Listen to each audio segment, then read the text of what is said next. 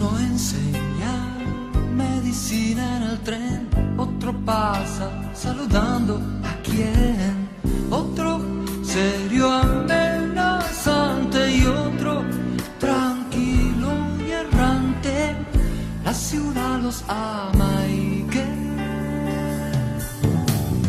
uno y su obra de teatro, otro con su flauta y su gato, otro poeta, periodista y otro actor y oficinista.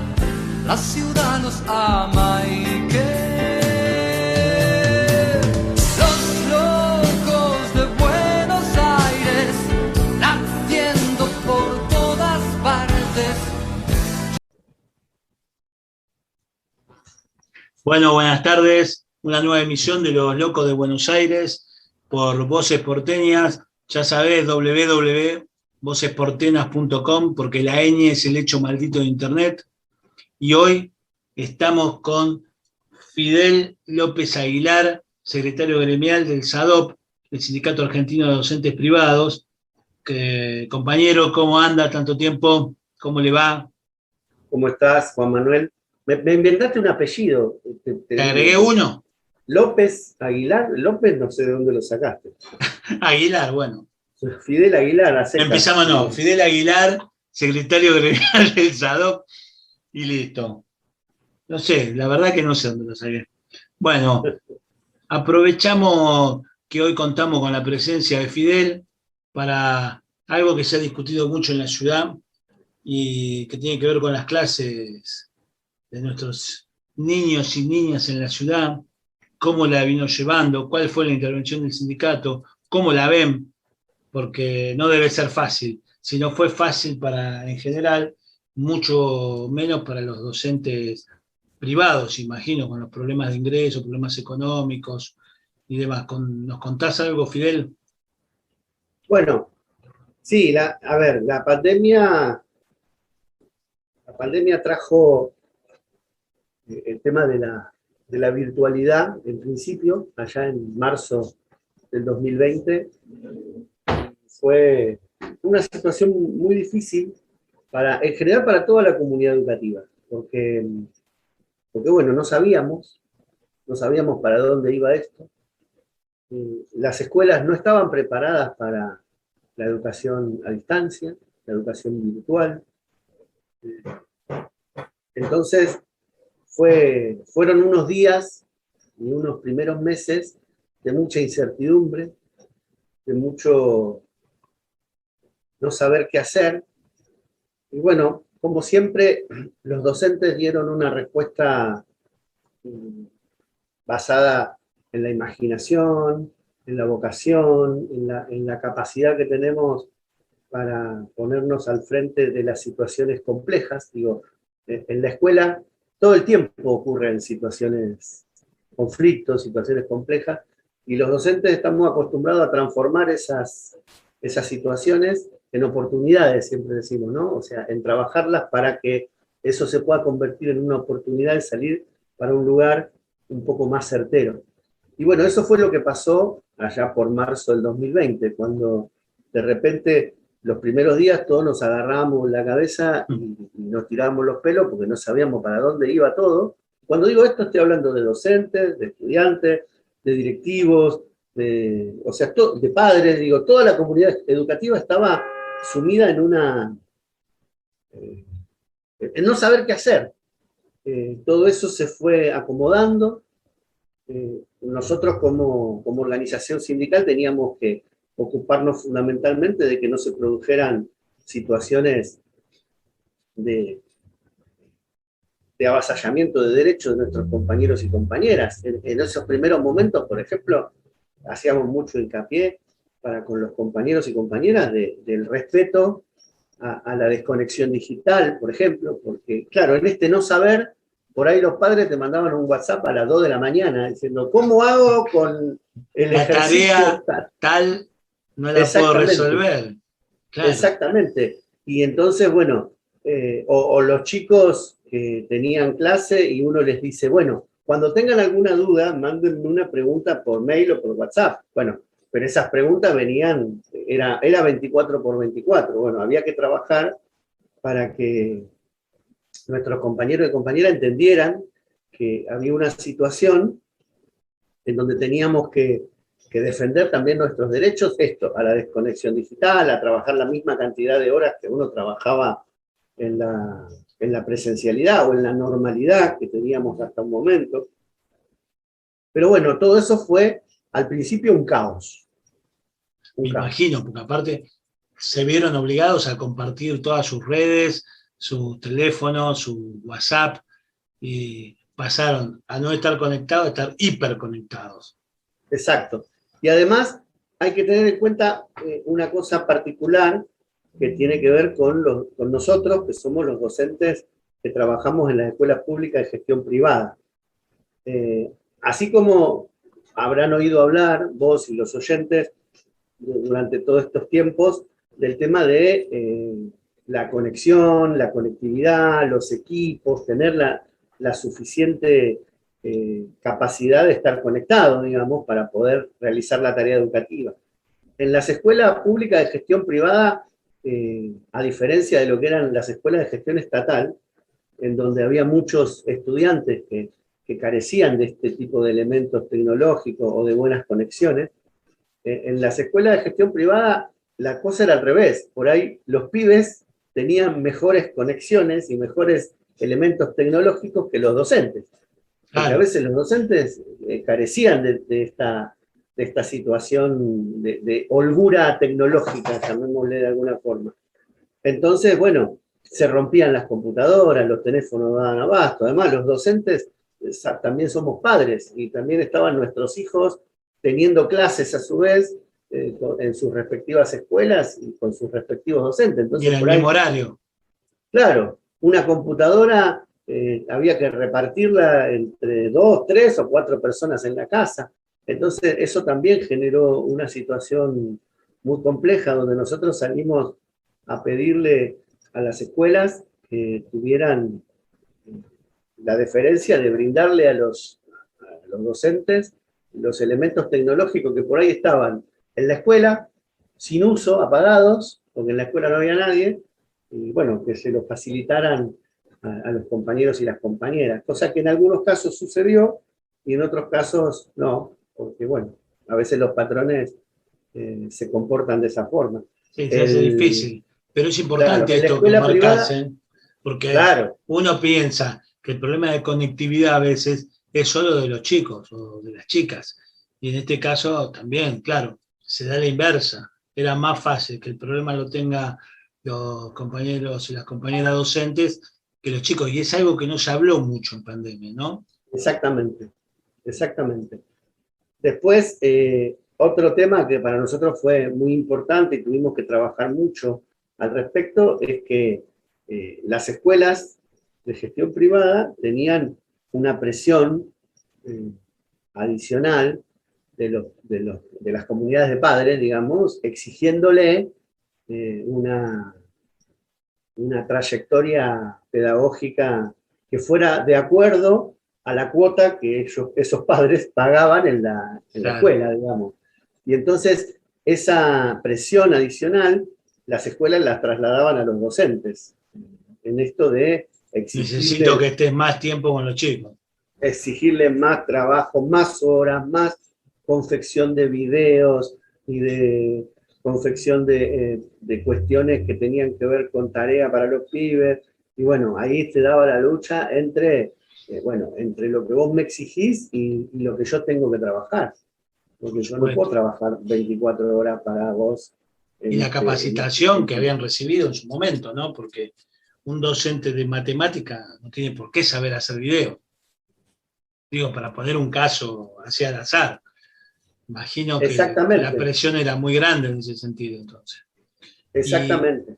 Y la matrícula es importante en la Ciudad de Buenos Aires, tengo entendido, de las escuelas de gestión privada. En la Ciudad de Buenos Aires, es el único distrito del país en donde las matrículas de educación de gestión estatal y gestión privada están divididas a la mitad. El 50% de la matrícula educativa oficial, llamémosle, sí, es de gestión estatal, y el otro 50% es de gestión privada. Claro, y eso hacía que el problema sea mucho mayor, porque vos estás relatando, nosotros en los medios leíamos el problema del 50% de la comunidad educativa y vos estás relatándonos acá el problema del otro 50% de la comunidad educativa, que no era menos grave, sino con otros ribetes, en algunos casos más graves y en otros más leves, pero era igualmente de grave. Bueno, todo este sistema, esta cuestión, se fue, eclosionó, digamos, allá por marzo del 2020, y fue durando un tiempo hasta que más o menos lo pudimos acomodar, hasta que más o menos se entendió cómo era el tema, y todos fuimos aprendiendo también, ¿no?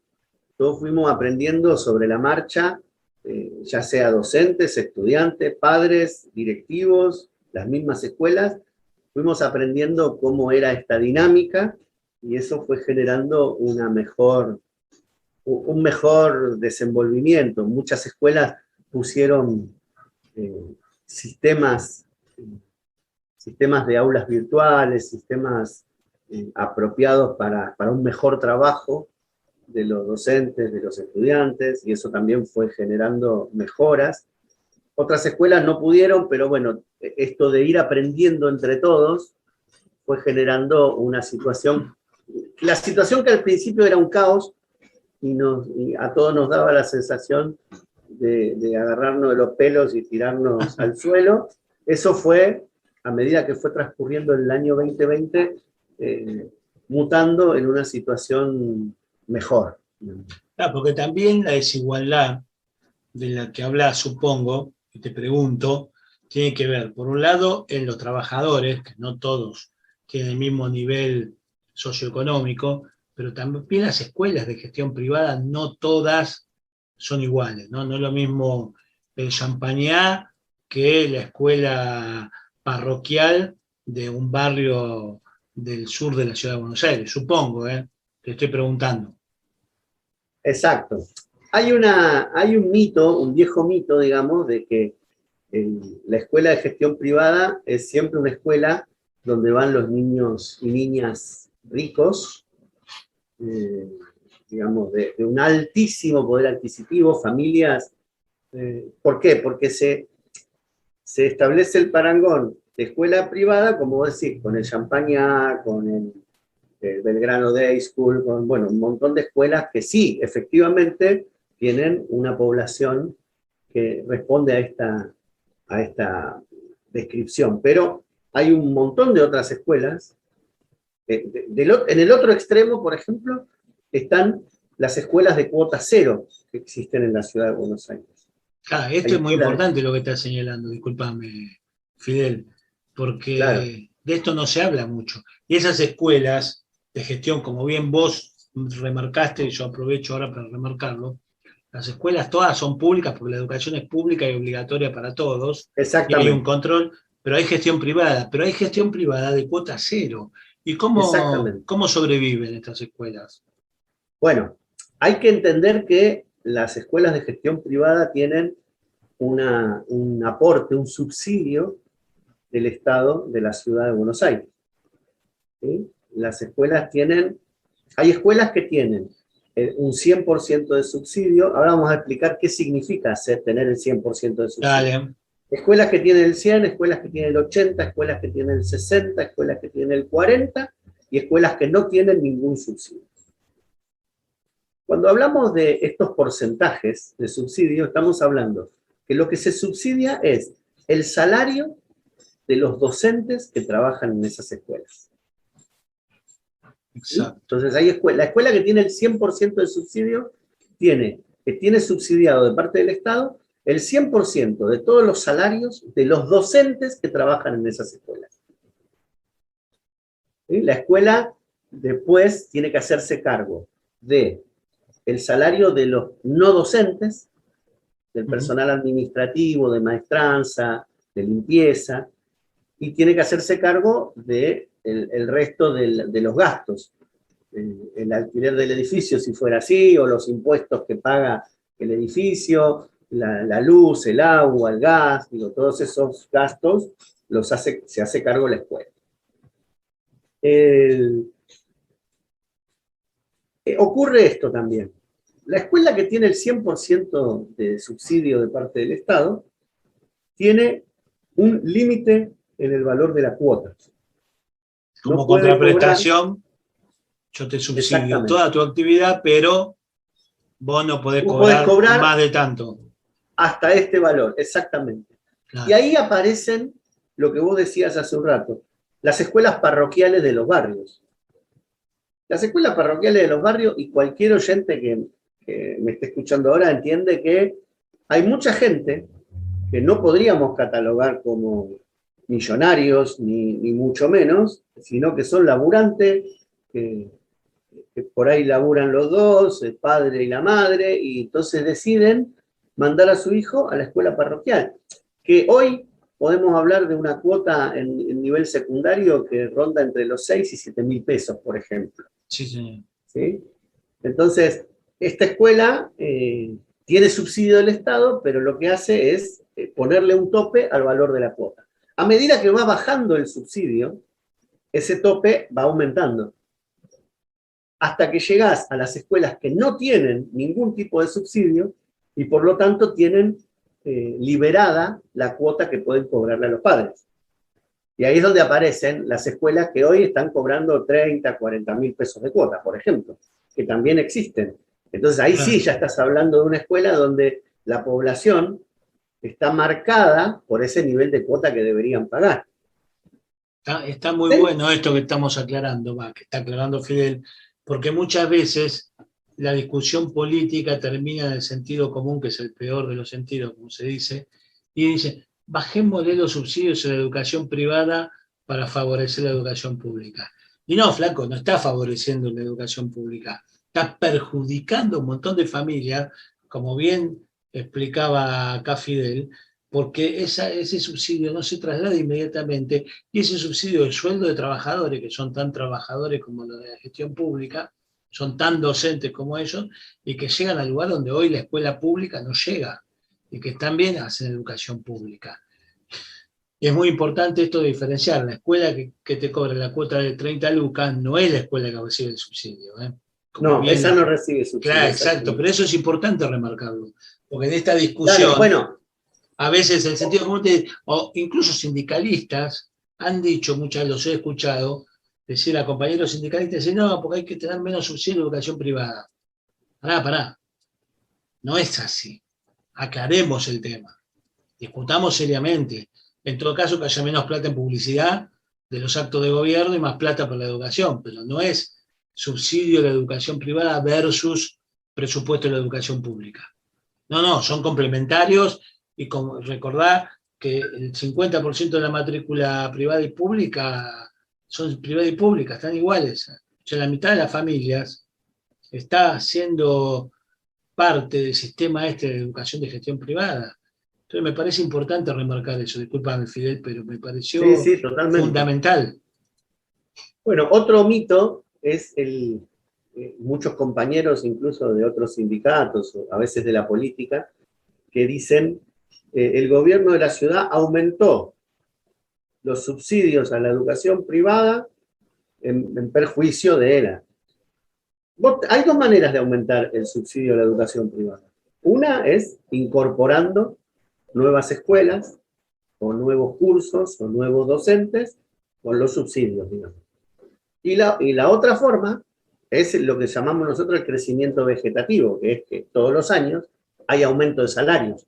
Claro. Entonces, si hay aumento de salario, vos tenés que aumentar el subsidio, porque si no, no lo podrías pagar. Bueno, en la ciudad de Buenos Aires hace más de 15 años que no existe, que no se incorporan escuelas al sistema del subsidio. O sea que el único aumento que se produce en el subsidio a la educación de gestión privada es por el crecimiento vegetativo. Claro, vos por ahí tenés, este año, pongámosle, este año nosotros ayer justamente terminamos de firmar una paritaria del 44%, 44,5% de incremento salarial durante el año en distintos tramos. Bueno, obviamente el subsidio a la educación privada va a tener que aumentar. Claro, si no, no se va a poder pagar. Porque si no, no se van a poder pagar esos salarios.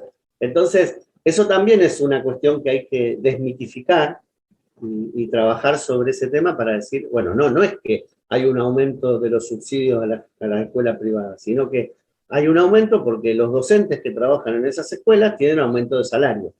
Y entonces hay que pagarlo y por lo tanto hay que dar más plata, digamos. Tiene que ver con lo que sería el proceso inflacionario, si querés, ¿no? No Sí, hay la puja una, distributiva, ¿no? Que claro, no hay también una tiene que ver. decisión política de aumentar el subsidio a la educación de gestión privada, sino que ocurre el crecimiento vegetativo. Sí, o dicho de otras palabras, aumento del subsidio a la educación privada no es igual a favorecer que haya más educación privada en Exacto, medio de la pública, sino que es esto, es derecho de los trabajadores y trabajadoras de adecuar su salario a los vaivenes socioeconómicos del país, lo cual exactamente. es un derecho del trabajador. Y valga la aclaración, porque nosotros siempre decimos que voces porteñas son voces de la ciudad, pero que no son neutrales. Acá no hacemos periodismo objetivo ni nada. Entonces no estamos hablando bien del gobierno de la ciudad. ¿Eh? No lean que creemos que es una buena gestión la de la reta en esto. Lo que estamos diciendo es explicándote cómo es el tema de la educación privada contada desde la óptica de los trabajadores. Porque uno puede entender necesidades de familias que se volcaron a la matrícula privada y que es muy entendible, y de hecho no es un hecho casual, hay un 50% de porteños y porteñas que le confían sus hijos a la escuela de gestión privada y a esos trabajadores que son los docentes para que los eduquen. Y esto no quiere decir que esto va en contra de la educación pública, ni mucho menos. Lo que está diciendo es que hubo una falencia, que hubo una manera de solucionarlo y que cuando vos decís subsidio a la educación privada no es lo mismo que decir atentan contra la educación pública. Me parecía importante remarcar esto. Y por otro lado, vimos las dificultades que había en la ciudad para estas clases y hoy por hoy con la presencialidad esta restringida en las escuelas privadas también se están adecuando bien. Sí, antes déjame aclararte otra cosita que fue Perdón, por donde empezamos esta charla, dale. que es el tema de las escuelas de cuota cero. Ah, sí, Hay escuelas que tienen cuota cero, o sea que los chicos que van ahí no pagan ningún tipo de cuota y la escuela está organizada como si fuera una escuela estatal de alguna manera, porque por ejemplo tiene cooperadora de padres, porque como te dije hoy, tener cuota cero implica que el Estado le subsidia todos los salarios de los docentes, pero falta todo lo demás. claro. ¿Cómo pagar la luz, el gas, el ¿Cómo pagar teléfono? la luz, el gas, el edificio, el Teléfono, una personal que institución no? educativa tiene que tener teléfono, no es que es un gasto superfluo, ¿no? Exactamente. Entonces, bueno, ahí es donde aparece muchas veces la cooperadora, muchas veces la mayoría de estas escuelas de cuota cero pertenecen a instituciones más grandes, Sí. el arzobispado de la Ciudad de Buenos Aires o alguna orden religiosa que por ahí sacan guita de alguna otra escuela y la ponen en esa para generar esto. Bueno, nosotros este año, el año pasado, en realidad el 2020, tuvimos que trabajar fuertemente con el gobierno de la ciudad, con la Dirección de Gestión Privada, para que incluya a los estudiantes de estas escuelas en el plan de la entrega de computadoras y de tablets para que estos pibes pudieran tener el acceso a la virtualidad como cualquier otro estudiante, porque ahí se daban situaciones muy complejas de pibes que por ahí no tenían el acceso a estos elementos tecnológicos, como así también el acceso a la Internet, a la conectividad concreta, digamos, ¿no? Porque sabemos todos que la Internet es cara, ¿no? Hay que No. pagarla. Y bueno, Y muchos de aparte no es estos tan pibes, accesible y no es tan conectividad, ¿no? A veces. exactamente. Entonces ahí hubo que trabajar fuertemente para que en estas escuelas se pudiera, y nuestros compañeros y compañeras que trabajan en este tipo de escuelas, eh, encabezaron la lucha para pedir estos elementos tecnológicos, más para los pibes que para ellos mismos, cuando había casos de compañeros que también estaban haciendo malabares para poder tener un instrumento capaz de poder llevar adelante la virtualidad, pero ellos decidieron que era más importante que los pibes y las pibas tuvieran estos elementos, y bueno, así lo encaró la organización sindical. Está muy bueno esto porque está mostrando cómo la organización sindical se preocupa por los trabajadores, obviamente, su función primordial, pero también para que, con lo que decíamos antes, esas chicas y chicos que acceden a la educación de gestión privada también tengan los mismos derechos que otros chicos que están en la educación pública. Porque si vas a una escuela de matrícula cero, ¿cuál es la diferencia? La diferencia es que no había ahí vacantes en una escuela pública y están en esa escuela de gestión privada seguramente, o no hubo. Entonces ya quedó esa escuela de matrícula cero para que los alumnos y las alumnas puedan cumplir con su Claro, derecho a porque educación, ¿no? Y esto además la es, burocracia administrativa hace que cuando dicen, ay, che, pero hay que darle computadoras a estos pibes, no, pero si van a escuelas privadas. claro, y aparte un Entonces, no, algoritmo en algún programa dice escuela pública, escuela privada, y exactamente. nos separa, ¿no? Entonces dice, no, no, Exactamente. Entonces, bueno, había que ser de alguna manera la voz de estos pibes, de estas familias, para mostrarles que también ellos necesitaban este apoyo del gobierno. Y el gobierno de la ciudad fue bastante duro me en imagino. llegar a entender que esto también ocurría, y bueno, fue un momento.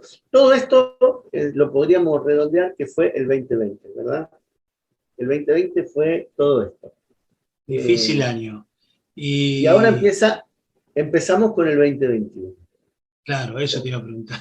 Podríamos decir que esto comenzó allá por finales del 2020, cuando el gobierno de la ciudad comenzó con esta discusión, con una discusión que para nosotros no era válida, digamos, la discusión entre presencialidad y virtualidad, que ellos quisieron transformar en escuela sí, escuela no.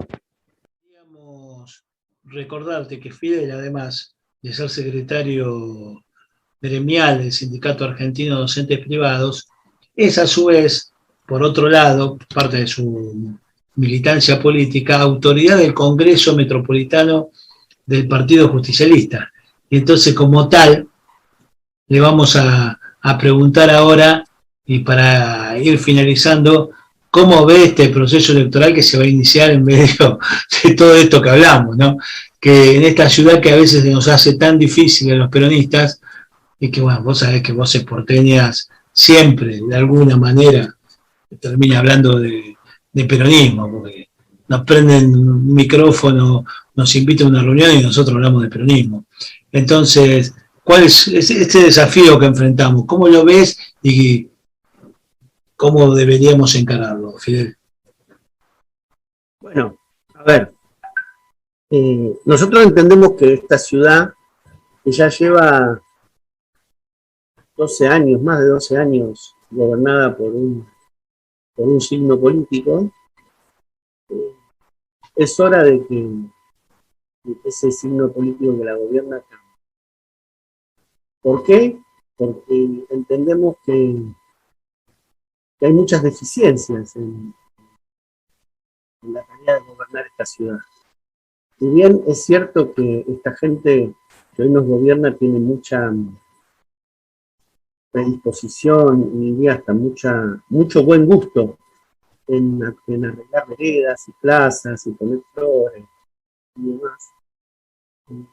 Nosotros entendemos que eso es la tarea que podría hacer un intendente, pero un gobernador, como es el caso del jefe de gobierno, que ejerce una tarea parecida a la que ejerce un gobernador, no solo se tiene que ocupar de arreglar parques, plazas y veredas, y que no haya baches, sino que tiene que preocuparse también por la situación económico-social que vive el pueblo donde él gobierna. ¿Qué pasa con el trabajo? ¿Qué pasa con la economía? ¿Qué pasa con la vivienda?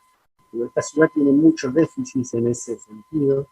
Esta ciudad tiene mucha gente, pero mucha gente, que vive con índices de pobreza, con índices de acceso al agua potable, con índices de acceso a la seguridad, de lugares mucho menos ricos. Este distrito es el distrito más rico del país, sin embargo, tiene casi la mitad de su población viviendo en una situación demasiado compleja.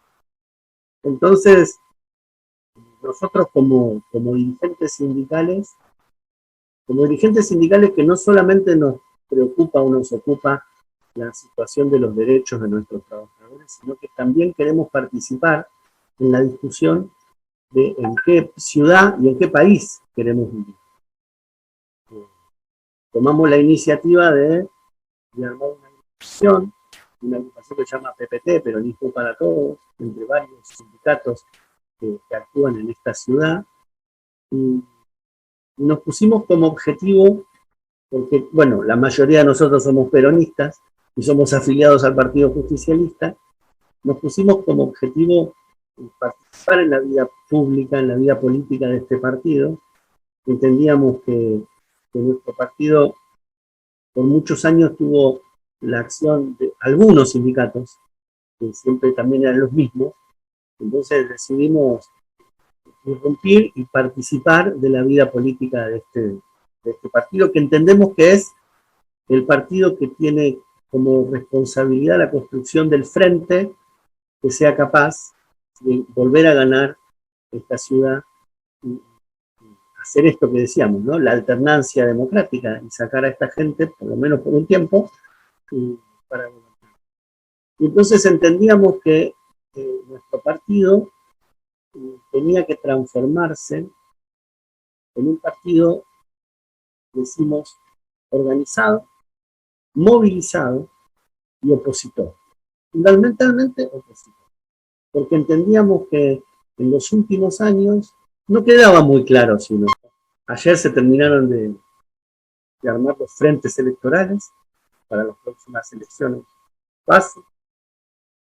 El Frente de Todos, por suerte, ha incorporado muchas nuevas organizaciones, nuevos partidos que se han incorporado, algo así como 8 o 10 partidos nuevos se han incorporado, no partidos nuevos, digo, se han incorporado al Frente de Todos, así que estamos tratando de construir el frente más amplio posible, la unidad más amplia posible, siguiendo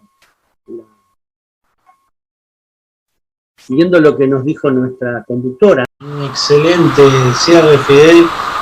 Queda claro que este 21 tenemos que trabajar para potenciar el 23 con buenos candidatos en la ciudad y que logremos ese cambio de ciudad y de paradigma de porteños y porteñas que nos viene formando el macrismo. En ese aporte estamos desde Voces Porteñas y desde acá, de los Locos de Buenos Aires. Por eso te agradecemos tu tiempo, tu gentileza de prestarte a esta entrevista, de esclarecernos en varios puntos, porque la verdad que ha sido muy esclarecedora esta entrevista. Contarte que Voces Porteñas está a disposición del SADOP y de todo lo que ustedes necesiten, porque estamos comprometidos con ese cambio de ciudad y comprometidos sobre todo con las organizaciones de los trabajadores. Así que te agradezco esta participación y discúlpame que te agregué un apellido que no sé de dónde lo saqué. No sé, la verdad que no sé.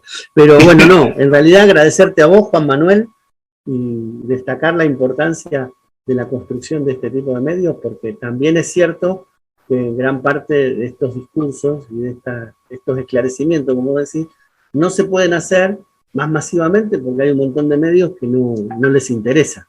No, claro, les interesa confundir. Exactamente. Así que el agradecimiento para vos, para Voces Porteñas, y esperemos que sigan creciendo, que sigan trabajando en este sentido. Y bueno, agradecerte, poner a disposición de la organización sindical este nuevo medio de comunicación. Bueno, muchas gracias. Nos vemos la semana que viene. Buen fin de semana. Gracias, Fidel, de nuevo. Saludos a todos los compañeros y compañeras del SADOP y nos vemos el viernes que viene. Gracias.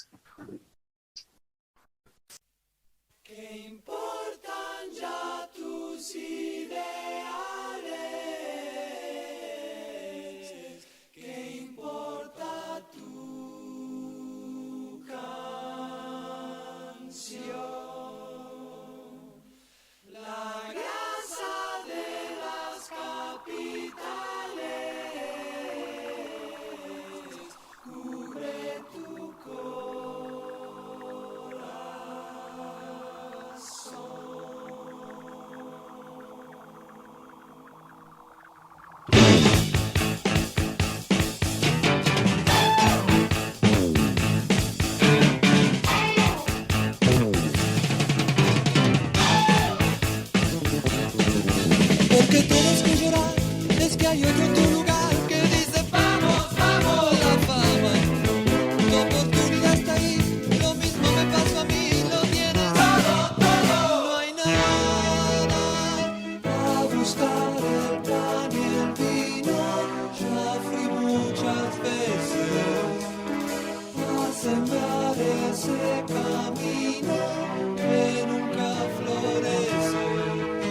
trances más. Con la cantina y con la cantora, con la televisión gastadora, con esas chicas bien decoradas, con esas viejas todas quemadas, gente remita, gente careta, la gran se inunda cual fugaceta. No se va a acabar, no se va a acabar, no se va a acabar, no se va a acabar. La casa de las capitales no se va a acabar. La casa de las capitales no se va a